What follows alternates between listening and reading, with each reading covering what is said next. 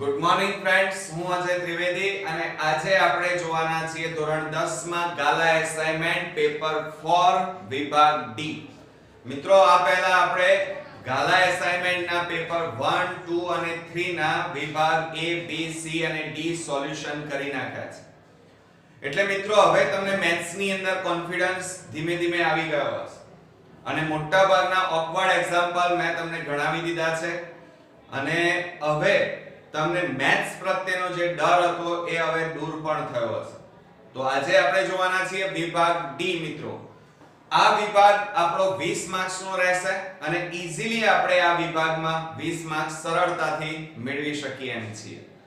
આ વિભાગમાં કુલ 8 એક્ઝામ્પલ પૂછાશે અને 8 માંથી તમારે 5 એક્ઝામ્પલ ફરજિયાત ગણવાના છે. એક એક્ઝામ્પલના કુલ 4 માર્ક્સ છે, એટલે 5 એક્ઝામ્પલમાં તમારે કુલ 20 માર્ક્સ આવશે. બરોબર? હવે વાત એ કરીએ કે આપણો છે અહીંયા વિભાગ ડી.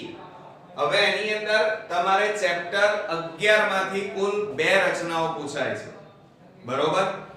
હવે એમાં સ્વાધ્યાય 11.1 માં એક જ રચના આ વખતે કોર્સમાં છે, બાકીની બધી રચનાઓ કટ કરી દેવામાં આવી છે. બરોબર મિત્રો? તો એ રચના તો તમારી ફરજિયાત પૂછાવાની છે, એટલે તમારે ખાસ તૈયાર કરવાની છે. અને સાથે સાથે સ્વાધ્યાય 11.2 માં કેટલીક જ રચનાઓ છે. તો જો અહીંયા આપણે શરૂ કરીએ તો વિભાગ ડી માં પેપર 4 46મા નંબરમાં 7 સેમી લંબાઈનો રેખાખંડ દોરી તેનું 3:5 ગુણોત્તરમાં વિભાજન કરો અને રચનાના મુદ્દા લખો. આ સ્વાધ્યાય 11.1 નો દાખલા નંબર 1 રચના છે અને આ રચના 500% પૂછવાની છે, એટલે તમે આ રચનાની ખાસ પ્રેક્ટિસ કરજો, કારણ કે આ રચના ઓલરેડી મેં ચલાવી દીધી છે. અને સાથે સાથે પ્લેલિસ્ટમાં તમે જશો તો સ્વાધ્યાય 11 માં તમને આ રચના એકદમ ઈઝી મેથડ વાળી મળી જશે અને જોઈ પણ લેજો મિત્રો અને જાતે દોરી પણ લેજો. બરોબર? હવે ત્યાર પછી 47મા નંબરમાં જોઈએ તો 4 સેમી ત્રિજ્યા વાળું એક વર્તુળ દોરો. વર્તુળની બહાર એક બિંદુ લો. આ બિંદુમાંથી વર્તુળના સ્પર્શકોની જોડ દોરો અને રચનાના મુદ્દા લખો. આ રચના કોના જેવી છે? તો સ્વાધ્યાય 11.2 માં દાખલા નંબર 1 જેવી છે, સેમ ટુ સેમ. ખાલી અહીંયા તમારે શું બદલાયું છે? 4 સેમી છે. બરોબર? કોઈ વખતે 5 સેમી, કોઈ વખતે 6 સેમી આપેલું હોય, બાકી મેથડ, પેટર્ન અને રીત એકની એક જ છે. તો આ રચના પણ તમને પ્લેલિસ્ટમાં મળી જશે મિત્રો અને તમે જાતે દોરજો, 2 વાર જોઈ લેજો અને જાતે ખાસ પ્રેક્ટિસ કરવાનું રાખજો, તો તમે આ 8 માર્ક્સ સરળતાથી મેળવી શકશો. તો હવે આપણે નેક્સ્ટ એક્ઝામ્પલ જોઈએ.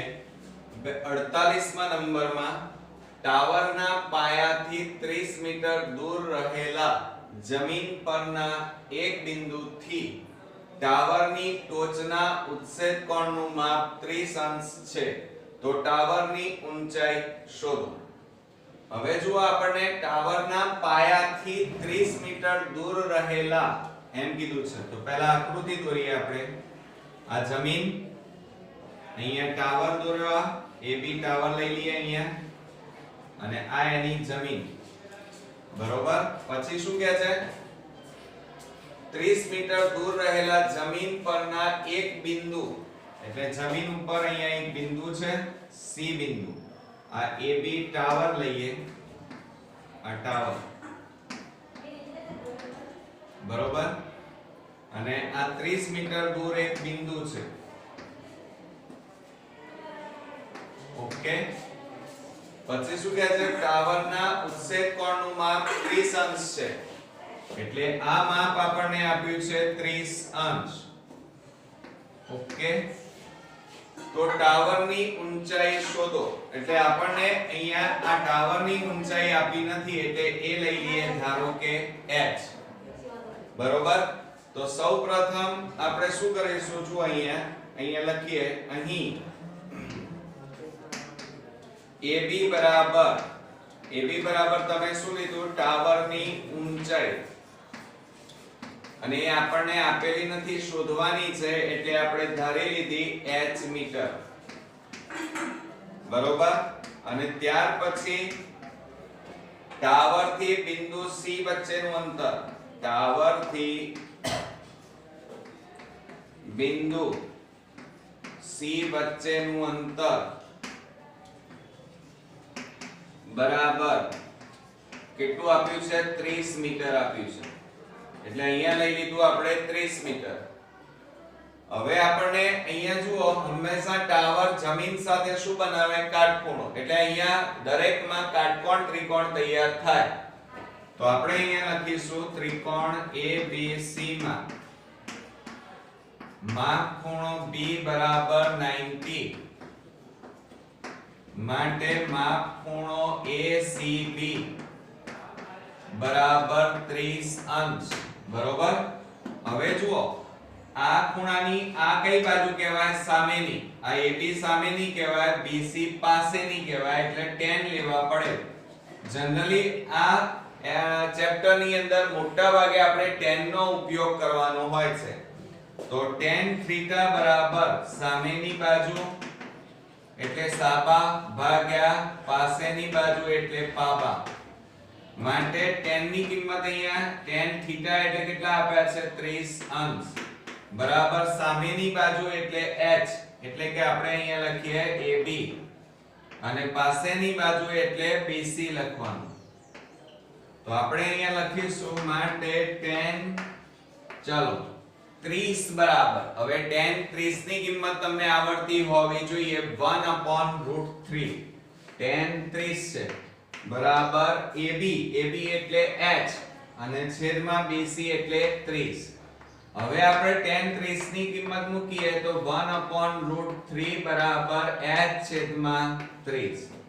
હવે ક્રોસ ગુણાકાર કરવાનો આ બેનો, આ 30 ને ઉપર લઈ જાઓ એટલે 30 છેદમાં કેટલા થાય? √3 બરાબર h, એટલે h બરાબર કેટલા આવ્યા? 30 છેદમાં √3. પણ મેં તમને દરેક આવા એક્ઝામ્પલમાં વાત કરી હતી કે છેદમાં કદી વર્ગમૂળમાં કિંમત ન હોવી જોઈએ. બરોબર. તો હવે આ વર્ગમૂળમાં 3 છે ચાલે નહીં અને એ કાઢી નાખવા હોય તો તમારે આ વર્ગમૂળમાં 3 ને ઉપર અને નીચે વર્ગમૂળમાં 3 વડે ગુણવા પડે. આ યાદ રાખજો. બરોબર. માટે h બરાબર 30 વર્ગમૂળમાં 3 છેદમાં વર્ગમૂળમાં 3 ગુણ્યા વર્ગમૂળમાં 3 એટલે કેટલા થાય? વર્ગમૂળમાં 3 નો વર્ગ. માટે h બરાબર 30 વર્ગમૂળમાં 3 અને છેદમાં વર્ગ અને વર્ગમૂળ નીકળી જાય એટલે કેટલા વધે? 3. 3 દાન 30, છેદ ઉડી જાય. માટે h બરાબર 10 વર્ગમૂળમાં 3 મીટર કહેવાય. બરોબર. તો આ તમારી આવી ગઈ. શું શોધવાનું હતું? ટાવરની ઊંચાઈ. h એટલે ટાવરની ઊંચાઈ તમારે શોધવાની હતી. તો આપણે અહીંયા જવાબ લખીશું કે ટાવરની ઊંચાઈ બરાબર h બરાબર કેટલો જવાબ આવ્યો? 10 વર્ગમૂળમાં 3. 10 વર્ગમૂળમાં 3 મીટર. આવડશે મિત્રો? છે એકદમ ઈઝી દાખલો. તો આ એક્ઝામ્પલ ના આપણે 4 માર્ક્સ તો મિત્રો મેળવવાના છે અને આ ચેપ્ટર માંથી આવો એક એક્ઝામ્પલ જરૂરથી પૂછાશે. બરોબર. તો હવે નેક્સ્ટ એક્ઝામ્પલ આપણે 49 નંબરનું એક્ઝામ્પલ જોઈએ. એક પાત્ર અર્ધગોલક પર બંધ બેસતો પોલો નળાકાર ગોઠવીને બનાવેલ છે. અર્ધગોલકનો વ્યાસ 14 સેમી અને પાત્રની કુલ ઊંચાઈ 13 સેમી છે. તો પાત્રની ક્ષમતા શોધો. હવે જો પાત્રની ક્ષમતા કીધું હોય તો હંમેશા શું આવશે? ઘનફળ શોધવાનું આવશે. હવે શું કહે છે? એક પાત્ર અર્ધગોલક ઉપર, એટલે કે નીચેનો ભાગ અર્ધગોલક છે અને એની ઉપર શું ચોંટાડેલું છે? નળાકાર. તો પહેલા આપણે આકૃતિ દોરી દઈએ.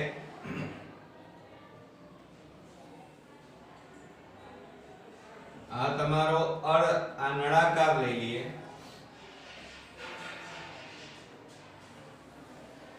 આ થઈ ગયો તમારો નળાકાર, અને આ નીચેનો જે ભાગ છે એ તમારો અર્ધગોલક. ઓકે, હવે જો આ અર્ધગોલકનું કેન્દ્ર, આ એની ત્રિજ્યા કહેવાય, આ બધી એની ત્રિજ્યા છે, બરોબર. બીજું આ પણ નળાકારની ત્રિજ્યા, આ નળાકારની ઊંચાઈ કહેવાય. હવે જુઓ, કુલ ઊંચાઈ આપણને આ પાત્રની આપી છે 13 સેમી આપી છે, એટલે આખા પાત્રની ઊંચાઈ કેટલી કીધી છે આપણને? 13 સેમી. આપણને શું આપ્યું છે? અર્ધગોલકનો વ્યાસ આપેલો છે. શું આપેલું છે? અર્ધગોલકનો વ્યાસ. તો આપણે અહીંયા લખીએ વ્યાસ બરાબર 14 સેમી આપેલા છે. એટલે પહેલા આપણે શું શોધવાની? ત્રિજ્યા. તો ત્રિજ્યા બરાબર વ્યાસ ભાગ્યા 2, તો બરાબર 14 ભાગ્યા 2 કરવાના. તો 2 વડે છેદ ઉડાડી દઈએ તો કેટલા આવશે? 7 સેમી. બરોબર. હવે અહીંયા બરોબર તમે ધ્યાન રાખજો કે આ અર્ધગોલક છે, એમાં એની ત્રિજ્યા કેટલી આવી? 7. આ પણ 7. અર્ધગોલકમાં ક્યારે ઊંચાઈ હોય નહીં, કારણ કે ત્રિજ્યા એ જ અર્ધગોલકની ઊંચાઈ કહેવાય. તો હવે આ નળાકારની ઊંચાઈ કેટલી થાય? તો આ આખા પાત્રની કુલ ઊંચાઈ કેટલી છે? 13. 13 માંથી આટલો ભાગ એટલે કે 7 સેમી બાદ કરો તો 13 માંથી 7 જાય તો એ નળાકારની ઊંચાઈ આપણને મળી જાય. એટલે કેટલી આવશે? 6 સેમી આવે. કેટલી આવે? 6 સેમી. બરોબર. તો હવે આપણે અહીંયા લખી કાઢીએ શું મળ્યું આપણને? નળાકારની ઊંચાઈ બરાબર 13 - 6 = 7 સેમી. બરોબર. હવે આપણે શું કહે છે? જુઓ, પાત્રની ક્ષમતા શોધો. પાત્રની ક્ષમતા એટલે આખું પાત્ર બે વસ્તુથી બનેલું છે. ઉપરના ભાગે નળાકાર અને નીચેના ભાગે અર્ધગોળાકાર. અને ક્ષમતા શબ્દ આવે તો હંમેશા ઘનફળ શોધવાનું. તો અહીંયા આપણે લખી કાઢીએ કે પાત્રની ક્ષમતા બરાબર નળાકારનું ઘનફળ વત્તા અર્ધગોળાનું ઘનફળ. બરોબર. તો બરાબર નળાકારનું ઘનફળનું સૂત્ર શું લખીશું આપણે? πr²h. અને અર્ધગોળાનું ઘનફળનું સૂત્ર શું લખીશું? 2/3 πr3. આ સૂત્રો તમને ખાસ આવડતા હોવા જોઈએ. અને આ ચેપ્ટર ઓપ્શનમાં નીકળી જશે, પરંતુ જો હોશિયાર સ્ટુડન્ટ છે એને તો આ ચેપ્ટર કરવાનું છે. પણ જે લોકો કદાચ આ ચેપ્ટરને જો સ્કીપ કરવા માંગે તો વાંધો નહીં, પરંતુ વિભાગ બી અને સી ની અંદર 2 માર્ક્સના આ ચેપ્ટરના 2 એક્ઝામ્પલ ખાસ પૂછાય છે. એટલે તમારે તૈયાર તો કરવા જ પડશે, એ નહીં ચાલે. અને આમ તો ઈઝી છે, બરોબર, કારણ કે ધોરણ 7, 8 અને 9 થી આપણે ક્ષેત્રફળ, પૃષ્ઠફળ અને ઘનફળના દાખલા ગણતા આવ્યા છીએ. હવે જો આ બંનેમાંથી સામાન્ય કાઢો તો એક તો પાઈ સામાન્ય નીકળે, બીજું ત્રિજ્યા પણ નાની ઘાત સામાન્ય નીકળે r². તો કૌંસમાં h વત્તા 2/3 અને બાકી શું રહે? r. આ બેમાંથી પાઈ સામાન્ય કાઢ્યા, r² સામાન્ય કાઢ્યા, તો કૌંસમાં h વત્તા 2/3. r ની 3 ઘાતમાંથી 2 ઘાત ગઈ એટલે r. હવે એમાં કિંમત મૂકો 22/7 ગુણ્યા ત્રિજ્યા આપણી કેટલી છે? જો અહીંયા 7, એટલે 7 ગુણ્યા 7 બે વાર ગુણ્યા કૌંસમાં h. h એટલે ઊંચાઈ, નળાકારની ઊંચાઈ કેટલી છે? 13 માંથી 6 જાય તો 7 વત્તા 2/3 ગુણ્યા આપણી ત્રિજ્યા છે 7. બરોબર. જુઓ, નળાકારની ઊંચાઈ અહીંયા આપણી ભૂલ થઈ ગઈ. નળાકારની ઊંચાઈ 13 - 6 કરવાના, એટલે 13 - 7 કરવાના, એટલે કે કુલમાંથી અર્ધગોળાની ત્રિજ્યા બાદ કરો એટલે કેટલા આવે? અહીંયા 6 આવે. કેટલા આવે? 6. એટલે નળાકારની ઊંચાઈ અહીંયા કેટલી આવશે? 6 અને ગુણ્યા ત્રિજ્યા છે આપણી 7. તો જુઓ આ 7 7 ઉડી ગયા, 22 ગુણ્યા 7 એટલે 154 થાય, ગુણ્યા કૌંસમાં. હવે જુઓ અહીંયા છેદ ના ઉડાડી દેતા. કેમ? કારણ કે અહીંયા વચ્ચે શું આપેલું છે? પ્લસ ચિહ્ન છે, અને પ્લસ હોય તો છેદ ઉડે નહીં. તો જુઓ અહીંયા 6 + 7 ગુણ્યા 2 કરો એટલે 14/3. તો બરાબર 154 ગુણ્યા, અહીંયા લસા લેવાનો, તમારે 3 લસા લેવાનો. તો આ 3 અહીંયા છેદમાં કશું નથી, એટલે આ 3 ઉપર ગુણાઈ જાય. 3 ગુણ્યા 6 એટલે 3 × 6 18 + 3 3 ઉડી ગયા એટલે 14. તો બરાબર 154 ગુણ્યા આ બેનો સરવાળો કરો, 8 ને 4 12 નો બગડો, વધી પડી 1 2 3 એટલે 32/3. હવે આપણે છેદ નહીં ઉડે તો 154 ગુણ્યા કેટલા કરવાના? 32. જોજો 154 ગુણ્યા 32 કરીએ, 3 4 12 નો બગડો, 3 5 15 ને 1 16 નો છગડો, વધી પડી 1 3 1 3 3 ને 1 4, 2 4 8 2 5 10, 2 1 2 ને 1 3. તો 8 2 6 ને 3 9 4. તો અહીંયા ગુણાકાર આપણો કેટલો આવ્યો? 9000 4900. જો અહીંયા બરોબર 154 ગુણ્યા કેટલા કરવાના છે? આપણે 32 કરવાના છે. કેટલા કરવાના છે મિત્રો? 32.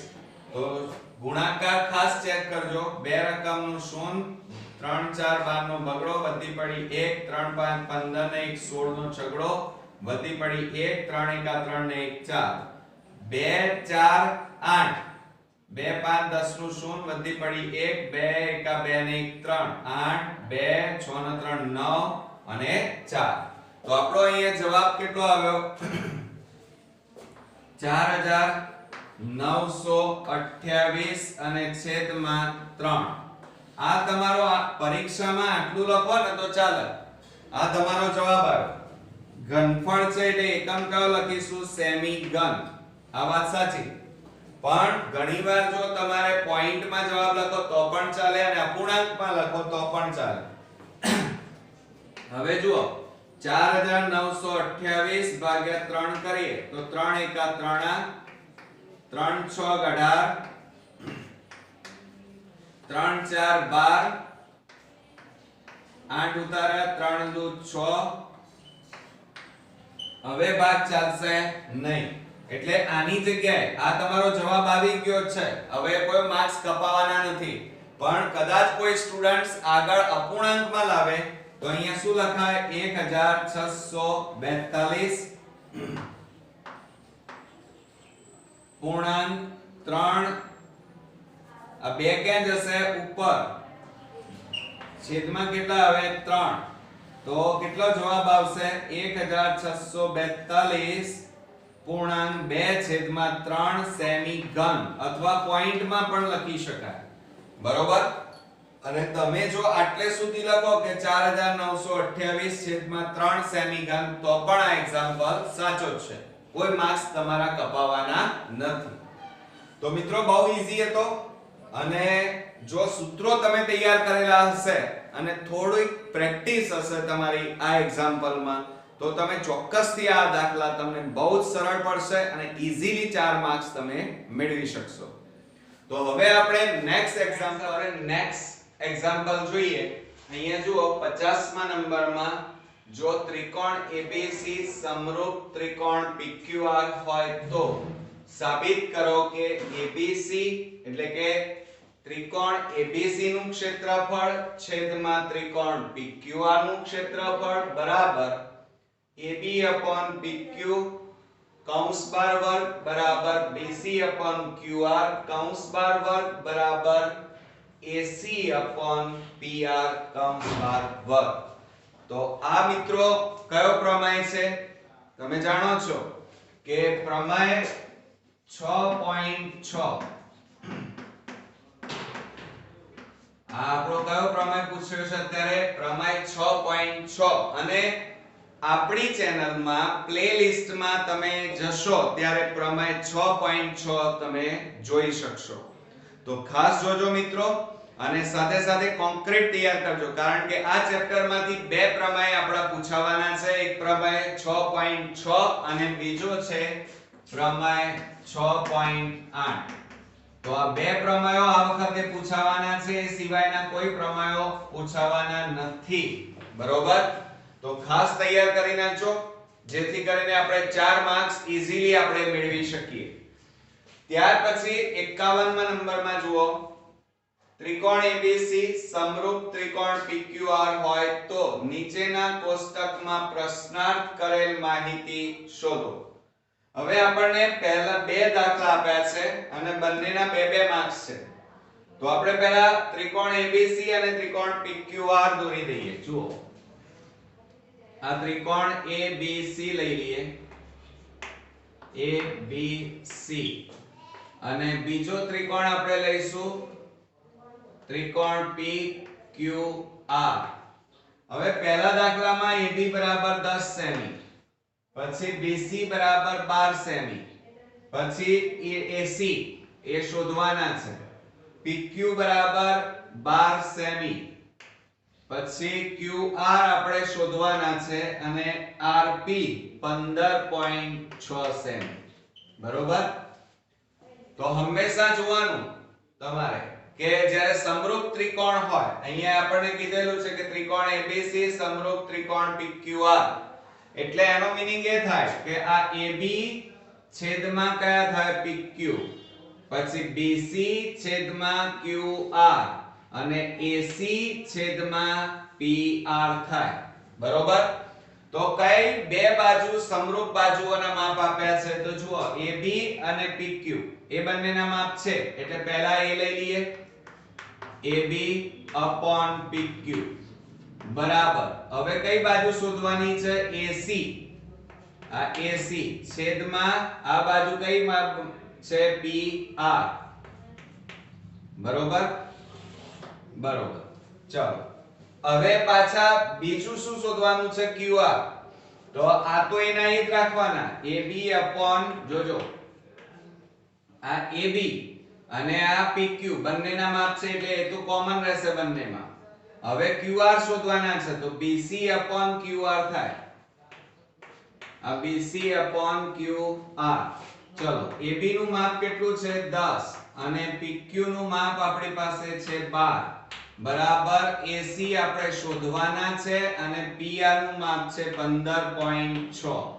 તો માટે જુઓ, ક્રોસ ગુણાકાર કરો તો 10 ગુણ્યા આ ભાગાકારમાં છે, આ બાજુ જાય તો ગુણાકાર એટલે 15.6 અહીંયા છેદમાં 12 ગુણ્યા આ પોઈન્ટ હતો, અહીંયા પોઈન્ટ કાઢી નાખો તો છેદમાં કેટલા લખાય? 10 અને બરાબર AC.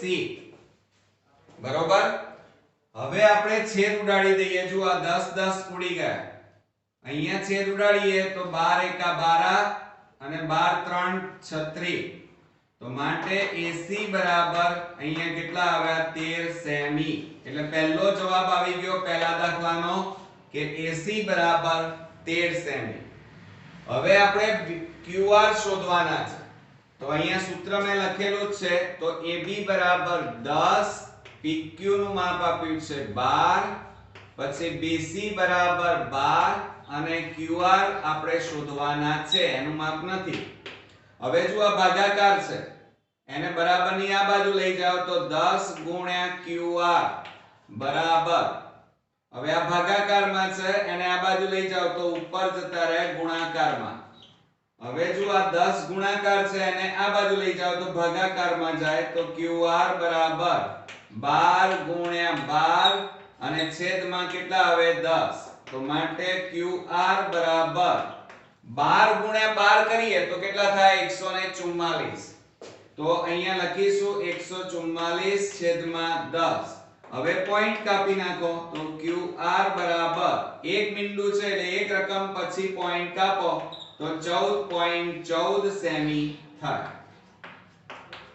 એટલે આપણો જવાબ આવી ગયો AC બરાબર 13 સેમી અને QR બરાબર 14.4 સેમી. આનો 1 માર્ક્સ મળશે, આનો 1 માર્ક્સ, એટલે કુલ કેટલા થયા? 2 માર્ક્સ આપણે મેળવ્યા. આ પહેલો દાખલો પૂરો થયો. આવડશે ને? હવે આપણે બીજો દાખલો ગણવાનો છે, પણ બીજો દાખલો ગણવા માટે આ પાછું ભૂસી નાખવું પડશે, એટલે સ્ક્રીનશોટ પાડી લેજો. અને હવે આપણે બીજો એક્ઝામ્પલ ગણીએ તો આકૃતિ એની એ જ રહેશે, પણ કિંમતો બદલાઈ જશે. તો જો અહીંયા આપણે પહેલા ત્રિકોણ ABC દોરી દઈએ. આ A B C અને બીજો ત્રિકોણ છે આપણો P Q અને R. ચલો હવે બીજા દાખલામાં અહીંયા જુઓ, અહીંયા શું માપ આપ્યું છે? AB બરાબર 13 સેમી. તો આ માપ આપણું 13. BC બરાબર શોધવાના. AC બરાબર 15.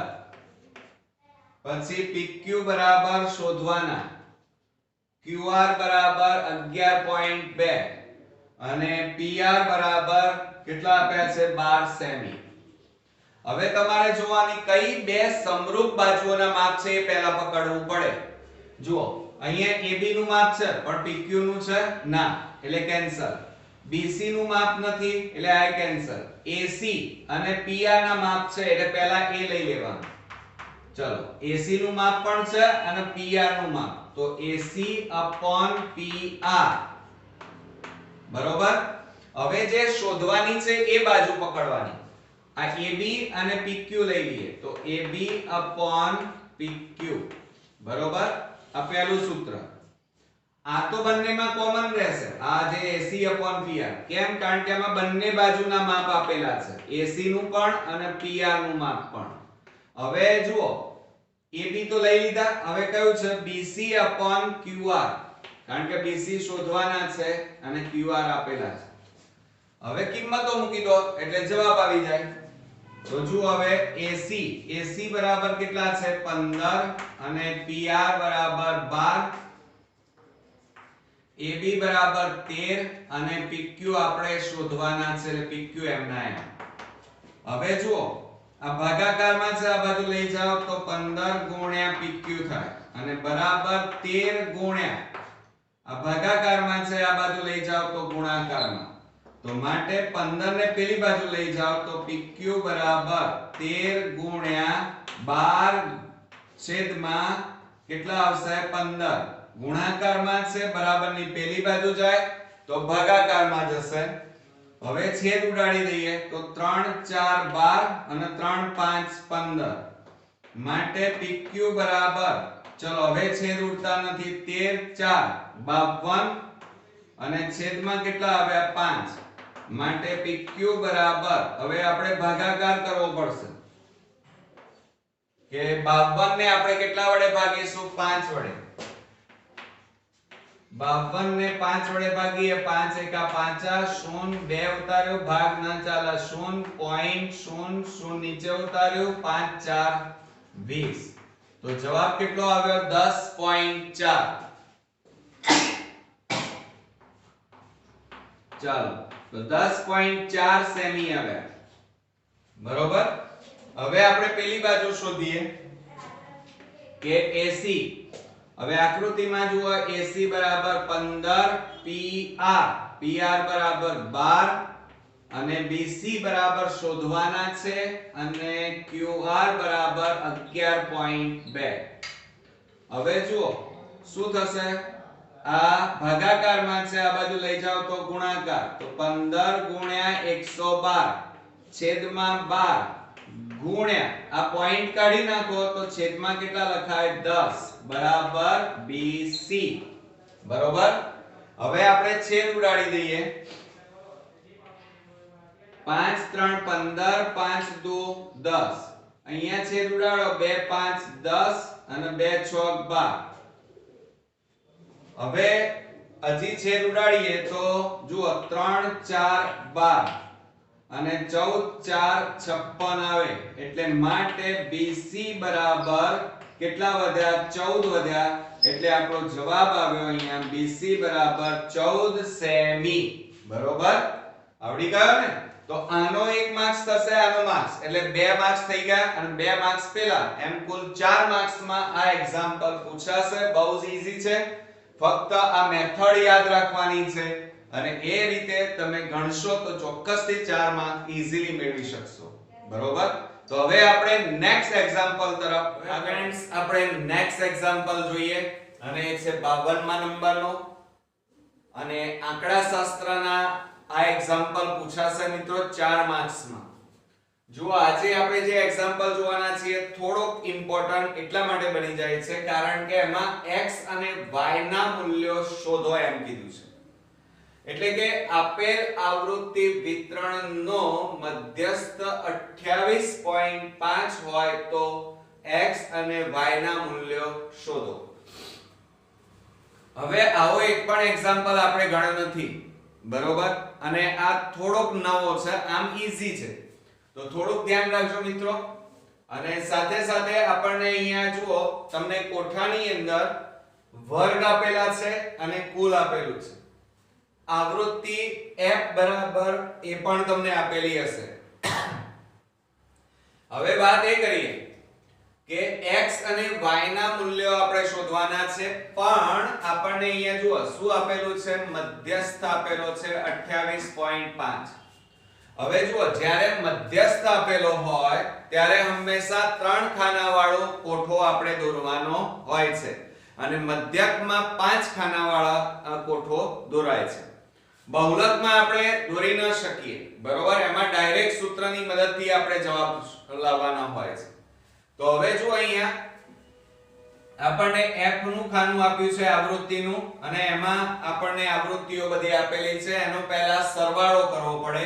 જુઓ 5 5 ને 20 25 25 ને 15 40 40 ને 5 45. બરોબર? એટલે n બરાબર એકલા 45 નથી, 45 વત્તા જુઓ બીજું શું આવ્યું છે અહીંયા x અને બીજું શું આવ્યું y, એટલે x વત્તા y અને જુઓ બરાબર અહીંયા n બરાબર તમને કોઠામાં રકમમાં આપેલું છે. કુલ કિંમત કેટલી આપી છે? 60. કેટલી આપી છે? 60. બરોબર? હવે આપણે સંચયી આવૃત્તિ લઈએ. શું લઈએ? સંચયી આવૃત્તિ. અહીંયા ડેશ લખીશું. હવે કેવી રીતે કરવાનું તો જુઓ અહીંયા 5 ના 5 પહેલા મૂકી દેવાના, 5 વત્તા x કરવાના એટલે 5 વત્તા x, 5 વત્તા 20 એટલે 25 વત્તા x થાય. બરોબર? 25 વત્તા 15 એટલે કેટલા થાય? 40 વત્તા x, 40 વત્તા x અને y ઉમેરો એટલે 40 વત્તા x વત્તા y. 40 માં 5 ઉમેરો તો કેટલા થાય? 45 વત્તા x વત્તા y. હવે તમારો જવાબ સાચો છે કે ખોટો? તો જુઓ આ બંને અહીંયા જોવાનું. જોયા તમે બંનેના જવાબ કેવા આવ્યા? સરખા. તો સમજી લેવાનું કે તમે સાચા છો. બરોબર? નહીતર સમજી લેવાનું કે અહીંયા ક્યાંક આપણે સરવાળામાં અહીંયા કાં તો અહીંયા ભૂલ થઈ છે. બરોબર? આટલું થઈ ગયા પછી હવે શું કરવાનું ધ્યાન રાખજો. હવે આપણે મધ્યસ્થના સૂત્રની અંદર જે તમારે જરૂર હોય એ બધી જ કિંમતો તમારે લખવાની. હવે જુઓ આપણને રકમમાં શું આપ્યું છે? મધ્યસ્થ m. m બરાબર કેટલા આપ્યા છે? 28.5. ઓકે? હવે આ 28.5 એ અહીંયા કયા વર્ગની વચ્ચે આવશે? તો જુઓ 20 અને 30 ની વચ્ચે કોણ આવે? 28.5 આવે ને? 20 અને 30 ની વચ્ચે 28.5 આવી જશે. એટલે આ આપણો મધ્યસ્થ વર્ગ થયો એમ કહેવાય. એટલે 20-30. બરોબર? તો હવે આપણે શું લખીશું? અહીંયા આપણો મધ્યસ્થ વર્ગ બની ગયો. મધ્યસ્થ વર્ગ બરાબર 20-30. ઓકે? ત્યાર પછી હવે આપણે શોધવાનું L એટલે કે લોઅર બાઉન્ડ્રી. L એટલે શું થાય? Lower boundary. હવે જો અહીંયા L બરાબર લોઅર બાઉન્ડ્રી આપણી કેટલી થશે? તો જો અહીંયા કેટલી આપેલી છે? 20 આપેલી છે. કેટલી આપેલી છે મિત્રો? 20. અથવા અહીંયા જોવાનું લોઅર બાઉન્ડ્રીમાં આ મધ્યસ્થ વર્ગ છે એમાં અધ સીમા કહેવાય, અધ સીમા બિંદુ તો કેટલા છે 20, એટલે 20 એ લોઅર બાઉન્ડ્રી આપણી થઈ એમ કહેવાય, આ આવૃત્તિ થઈ એમ કહેવાય. ખ્યાલ આવી ગયો? ત્યાર પછી આપણે જરૂર શેની પડશે n/2 ની. હવે n એટલે કુલ કેટલા આપેલા છે રકમમાં તમે જોયું હશે, કુલ આપણને n બરાબર રકમમાં 60 આપ્યા છે, તો 60 ભાગ્યા 2 કરીએ તો કેટલા થાય 30 થાય. ત્યાર પછી આપણે જોવાનું છે સંચયી આવૃત્તિ એટલે કે CF લેવાના છે. હવે જુઓ CF એટલે સંચયી આવૃત્તિ, તો આ જે મધ્યસ્થ વર્ગ છે એના ઉપરની કિંમત આપણે લેવાની એટલે કે 5 + x થાય, બરોબર. એટલે અહીંયા લખીશું 5 + x અને ત્યાર પછી આપણે આવૃત્તિ f ની જરૂર પડશે એટલે કે f એટલે આવૃત્તિ, અને આવૃત્તિ અહીંયા જુઓ અમે ગોળ રાઉન્ડ કર્યું છે કેટલી કહેવાય 20, એટલે કે મધ્યસ્થ વર્ગની લાઈનમાં જે આવે સંખ્યા એ તમારી આવૃત્તિ, એટલે f બરાબર અહીંયા કેટલા લખીશું 20 થઈ ગયું. ત્યાર પછી આપણે છેલ્લે હજી જરૂર પડશે h ની. h એટલે તફાવત, જે વર્ગ લંબાઈ છે 0 અને ડેશ અહીંયા 10 છે, 10 અને 20, 20 અને 30, 30 અને 40, તો એમની વચ્ચે તફાવત કેટલાનો છે 10 10 નો તફાવત છે, એટલે અહીંયા કેટલા લખીશું આપણે 10. તો આ બધી કિંમતો તમારે જ્યારે મધ્યસ્થ શોધવાનો હોય ત્યારે તમારે આ બધી કિંમતો પહેલા લખી કાઢવાની. હવે આપણે મધ્યસ્થ શોધવાનું સૂત્ર લખીશું કે m બરાબર, હવે તમને આવડવું જોઈએ હો, તો શું થશે સૂત્ર l + n/2 માઈનસ કેટલા લખીશું n/2 - CF સંચયી આવૃત્તિ છેદમાં f ગુણ્યા h થશે. હવે એની અંદર કિંમતો મૂકી દો. m એટલે મધ્યસ્થ 28.5 બરાબર l, l એટલે 20 વત્તા n/2, n/2 એટલે કેટલા આવ્યા 30 ઓછા CF એટલે કેટલા છે 5 + x, એ કૌંસમાં લખજો કારણ કે આગળ માઈનસ છે એટલે, અને f એટલે કેટલા લખવાના 20 અને ગુણ્યા h, h બરાબર કેટલા છે 10, તો અહીંયા લખીશું 10/1 બરોબર. હવે શું કરશો જુઓ, આ 10 દુ 20 તો ઉડી જાય અહીંયા ગુણાકારમાં છે એટલે, બરોબર. હવે જુઓ આ 28.5 આ પ્લસ છે એને બરાબરની આ બાજુ લાવો -20 બરાબર. હવે વધ્યા કેટલા જુઓ 30 ઓછા કૌંસ છોડી દો 5 - x અને છેદમાં 2 બરોબર. હવે આ બેની બાદબાકી કરો, 28.5 માંથી 20.0 બાદ કરો. જુઓ ના આવડે તો આ રીતે બાદબાકી જાતે કરવાની, 20.0 કહેવાય એટલે 5.80. તો કેટલા વધ્યા આપણી પાસે 8.5, તો અહીંયા 8.5 લખવાના 5 બરાબર 30 માંથી 5 જાય તો 25 - x છેદમાં 2. હવે આ 2 શેમાં છે ભાગાકાર, આ બાજુ જાય તો ગુણાકાર, તો 85 ગુણ્યા 2 અને છેદમાં આ પોઈન્ટ કાઢી નાખો એટલે છેદમાં 10 બરાબર 25 - x. હવે જુઓ છેદ ઉડતા હોય તો આપણે ઉડાડી દઈએ. જુઓ 2 5 10 અને 5 17 5 85, તો કેટલા વધ્યા અહીંયા જુઓ, માટે 17 બરાબર 25 - x. હવે આ 25 ને બરાબરની આ બાજુ લઈ જાઓ તો 17 - 25 થાય બરાબર -x.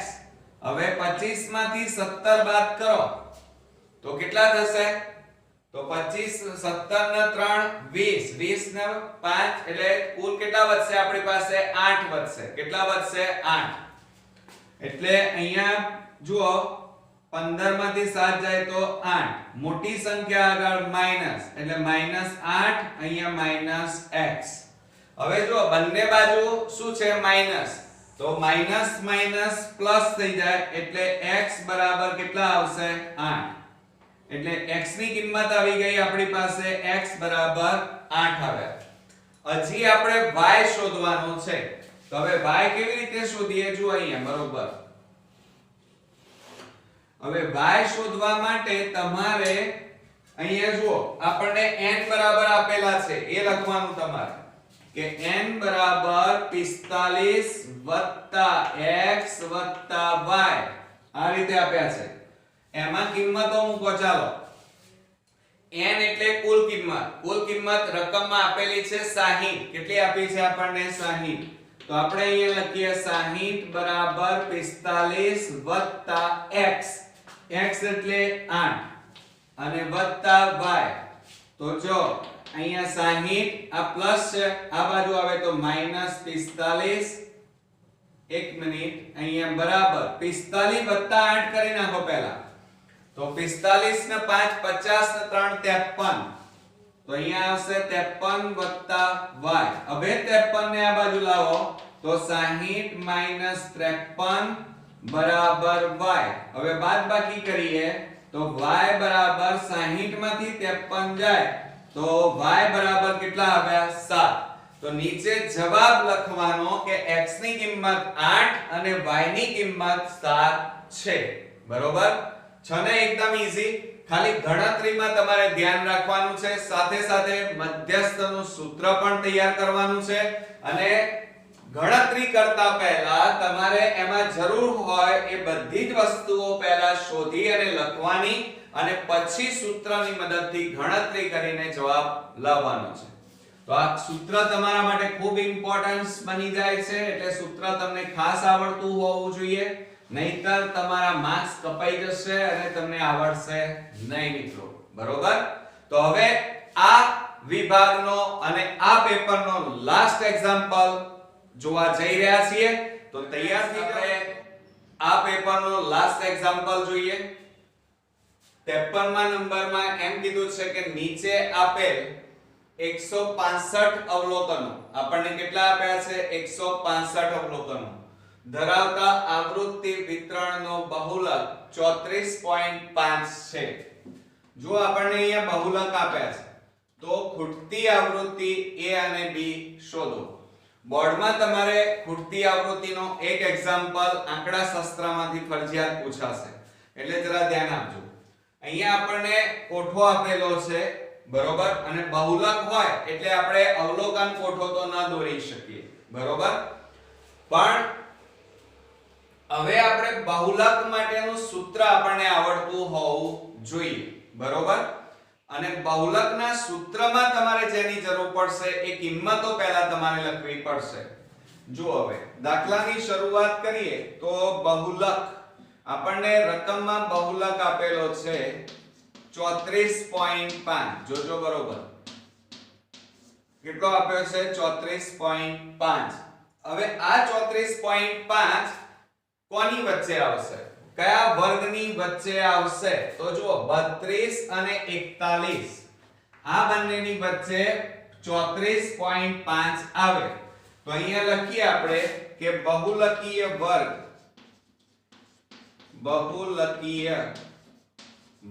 બરાબર કેટલા આવ્યા? 32-41. ઓકે, આ આપણો બહુલકીય વર્ગ આવી ગયો. આટલું થઈ જાય પછી જે બહુલકના સૂત્રમાં કોની જરૂર પડશે? l ની, એટલે કે લોઅર બાઉન્ડ્રી. તો અહીંયા જુઓ આ વર્ગમાં નાની આવૃત્તિ કેટલી છે? 32, બરોબર? અધા સીમા બિંદુ. ત્યાર પછી l પછી આપણે જરૂર શેની પડશે? f1. હવે f1 એટલે આવૃત્તિ. તો અહીંયા જે આવૃત્તિ આપણે લીધી 32-41 બહુલકીય વર્ગ, તો એની નીચે કઈ છે? 53. તો આ તમારી આવૃત્તિ થઈ f1. તો અહીંયા આપણે લખીશું 53.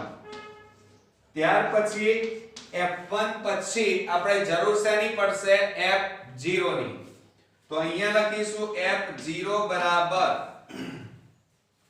આ જે આવૃત્તિ 53 છે એની આગળના વર્ગની આવૃત્તિ એટલે કેટલી થાય? a.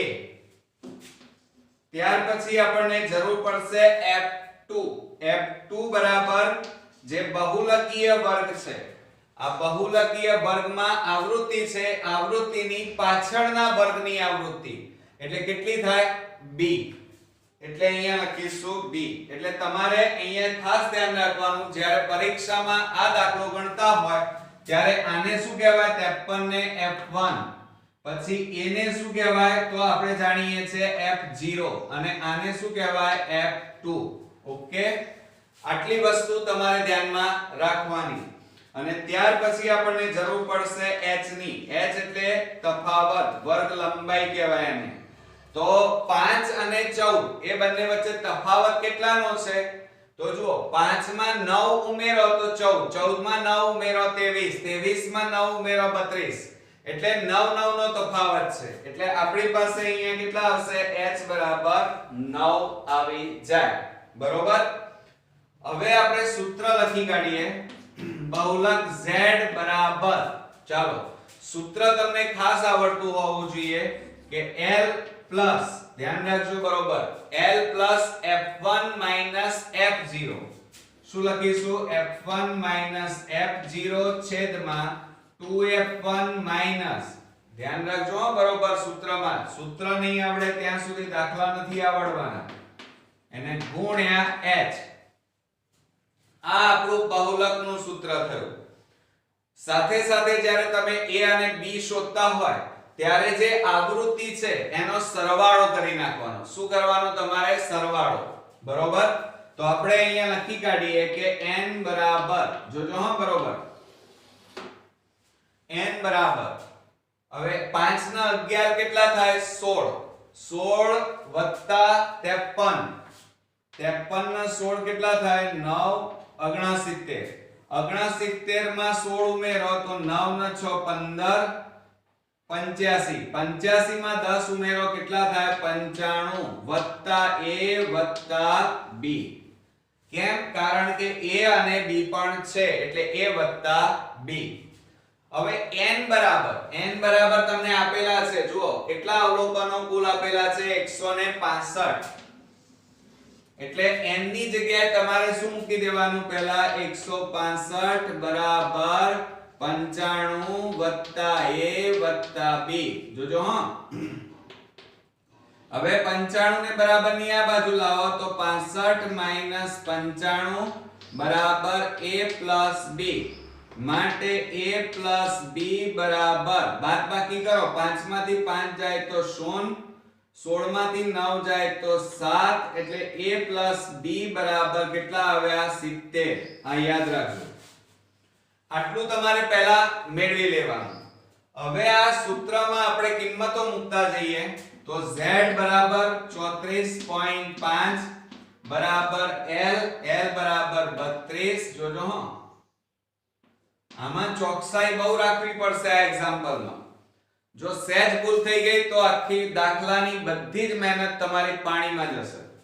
હવે f1 એટલે 53 માઈનસ f0 એટલે a છેદમાં 2 કૌંસમાં f1 એટલે 53 માઈનસ f0 એટલે a અને f2 એટલે b ગુણ્યા h એટલે 9. બરોબર. હવે જોજો, આ પ્લસ 32 છે એને બરાબરની આ બાજુ લાવી દઈએ તો 34.5 માઈનસ 32 બરાબર 53 માઈનસ a છેદમાં આ બેનો ગુણાકાર કરો, 2 તારીખ 6, 2 5 10, 106 માઈનસ a માઈનસ b ગુણ્યા 9. હવે આ બેની બાદબાકી કરો તો કેટલા વધશે આપણી પાસે? 2.5. 34.5 માંથી 32.0 બાદ કરો તો 2.5 વધે. હવે જુઓ, આ 53 માઈનસ a પણ આ 9 ગુણાકારમાં છે એટલે 9 આગળ લઈ લઈએ ગુણાકારમાં, 53 માઈનસ a કૌંસ પૂરો છેદમાં 106 માઈનસ a માઈનસ b.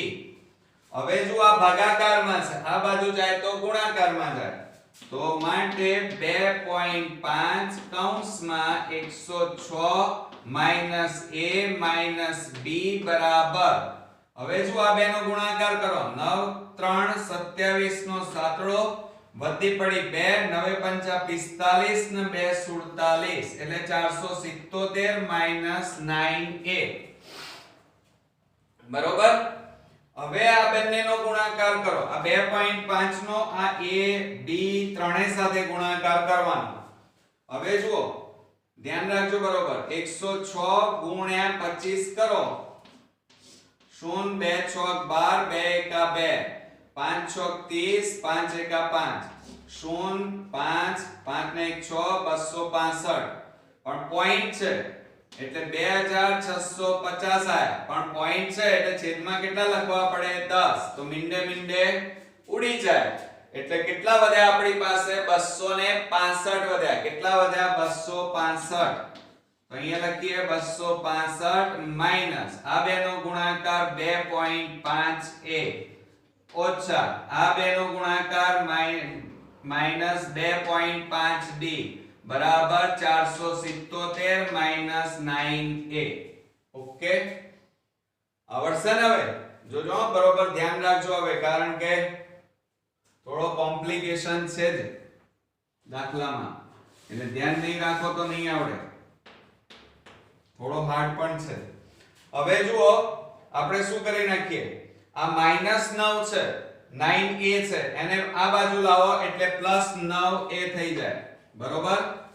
પછી આને પેલી બાજુ લઈ જાઓ આ 265 ને પ્લસ છે એટલે પેલી બાજુ જાય તો માઈનસ એટલે વધ્યા કેટલા -2.5a -2.5b બરાબર 477 અને ઓછા 265 ચાલો હવે આ બેની બાદબાકી કરો 9.0 - 2.5 10 માંથી 5 જાય તો 5 અહીંયા 8 8 માંથી 2 જાય તો 6 કેટલા વધ્યા 6.5 વધ્યા તો અહીંયા આપણે લખીએ આ બેની બાદબાકી 6.5a - 2.5b બરાબર હવે આ બેની બાદબાકી કરો 477 - 265 7 માંથી 5 જાય 7 માંથી 6 જાય તો 1 4 માંથી 2 જાય તો 2 એટલે કેટલા આવ્યા 212 આવ્યા ઓકે ખ્યાલ આવી ગયો। હવે શું કરશો કહો હેડો મને વિચારો ભાઈ તો આ તમારું સમીકરણ નંબર 1 આવી ગયું બરોબર અને આ જે આપણે પહેલેથી શોધ્યું છે એને સમીકરણ નંબર 2 આપી દઈએ। હવે જુઓ સમીકરણ 1 અને 2 માં જુઓ અહીંયા -2.5b છે અહીંયા પ્લસ છે અહીંયા 2.5 નથી તો આ સમીકરણ 2 ને 2.5 વડે ગુણી નાખો એટલે આ બંને bb સરખા થાય તો આપણે અહીંયા લખીશું કે સમીકરણ 2 ને 2.5 વડે ગુણી સરવાળો લેતા લોકની રીત હવે લોકની રીત ચાલુ થઈ પાછી આમાં ખ્યાલ આવ્યો। હવે જુઓ આ એમ ના એમ લખી કાઢીએ સમીકરણ 1 જુઓ 6.5a - 2.5b બરાબર 212 અને આને 2.5 વડે ગુણવાના છે સમીકરણ 2 ને 2.5 વડે ગુણતા તો આને પણ 2.5a જોજો વત્તા b ને પણ ગુણો તો 2.5b અને 70 જોજો હવે આપણે 70 ને ગુણવા પડશે 70 ગુણ્યા 2.5 એટલે 25/10 મીંડે મીંડે ઉડી ગયા 25 સત્તા કેટલા થાય 175 થાય કેટલા થશે મિત્રો 175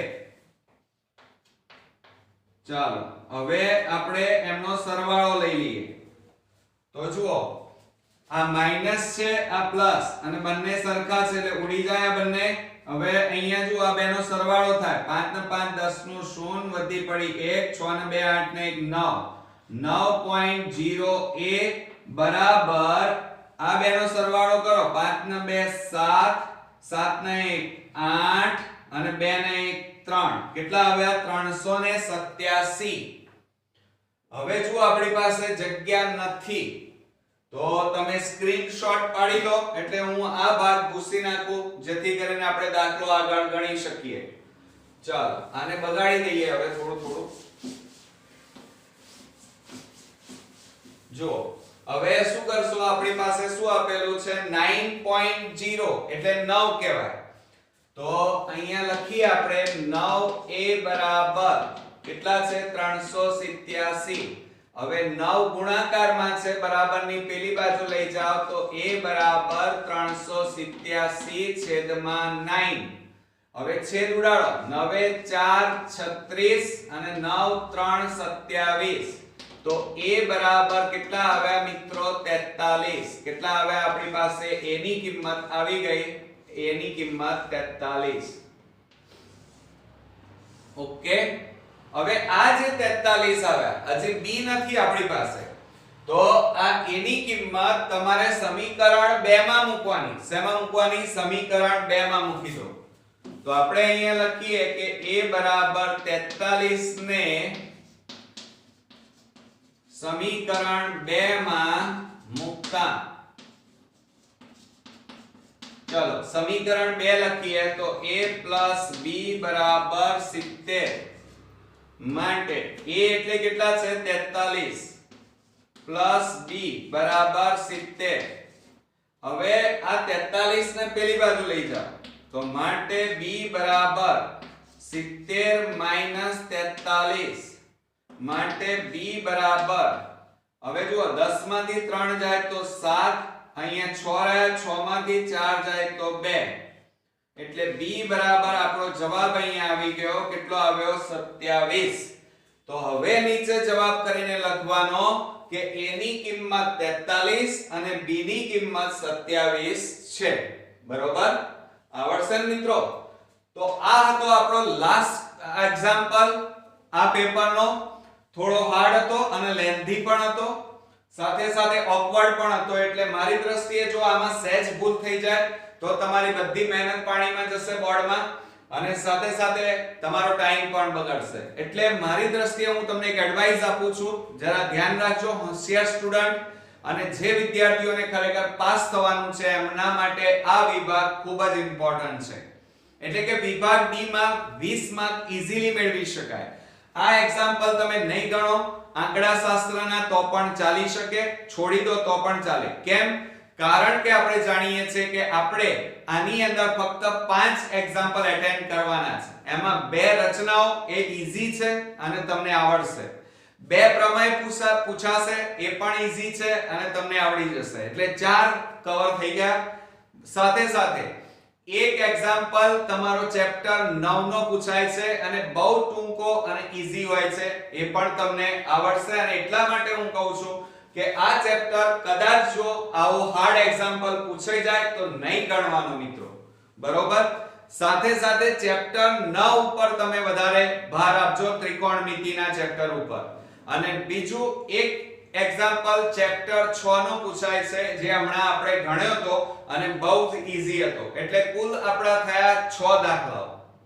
તો ઈઝીલી મેળવી શકો છો. જુઓ, 2 રચના, 2 પ્રમેય 4, એક તમારો ચેપ્ટર 9 નો 5 અને એક તમારો ચેપ્ટર 6 નો, એટલે 6 દાખલા તમને કોન્ક્રીટ આવડવાના છે.